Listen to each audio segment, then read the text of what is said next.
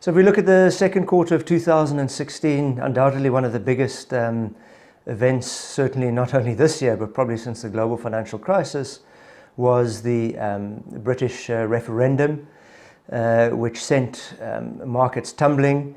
The interesting thing, of course, is that just 1 week later, markets have actually recovered quite strongly and are in fact above the levels pre-referendum. From a South African perspective, the stocks that had been hit in the sell-off included particularly the property stocks that have significant operations in the UK, such as Intu and Capco, and then the financial stocks being, for example, the likes of Investec, which has 40% exposure to the UK.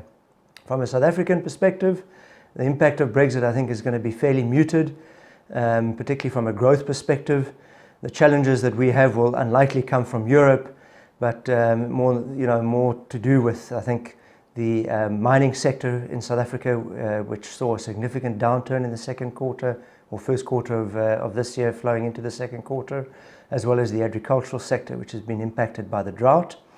And in spite of the negative growth that was reported this quarter for the first quarter of 2016 of minus 1.2%, South Africa managed to avoid a credit downgrade for now.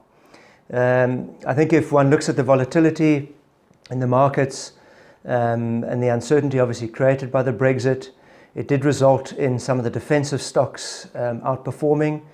These would include sectors like gold, pharma, healthcare and tobacco.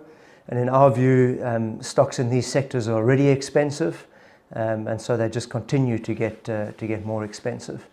The areas that were hit the hardest in this quarter were ones that obviously are more cyclical and exposed to the economic cycle, and that would include the likes of construction, some of the financial services stocks, and some of the South African industrial stocks as well.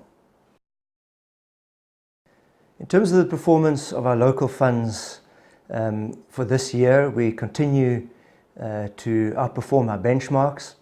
I think helped firstly by the continued outperformance of the value investment style.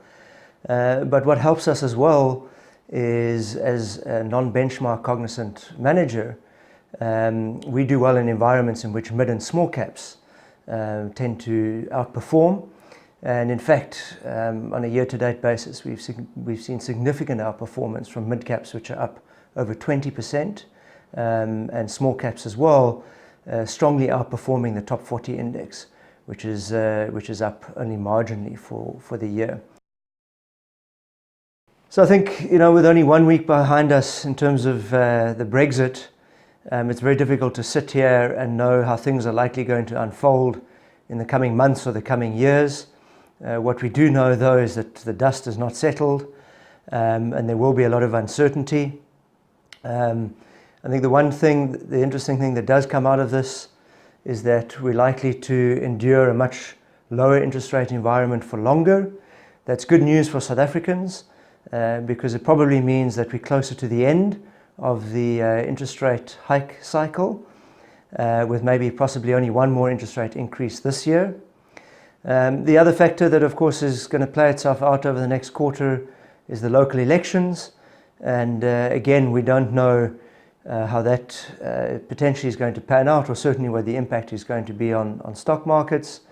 However, having said that, there are significant opportunities for us that will likely come out of this uncertainty, and we will continue to capitalize on these mispricing opportunities that arise in the current environment.